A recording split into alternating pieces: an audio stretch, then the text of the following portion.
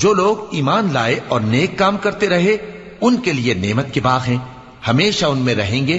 اللہ کا وعدہ سچا ہے اور وہ غالب ہے، حکمت والا ہے۔ اسی نے آسمانوں کو ستونوں کے بغیر پیدا کیا جیسا کہ تم دیکھتے ہو، اور زمین میں پہاڑ بنا کر رکھ دیے تاکہ وہ تم کو لے کر ڈولنے نہ لگے، اور اس میں ہر طرح کے جانور پھیلا دیے، اور ہم ہی نے آسمان سے پانی نازل کیا، پھر اس میں ہر قسم کی نفیس چیزیں اگائیں۔ یہ تو اللہ کی تخلیق ہے۔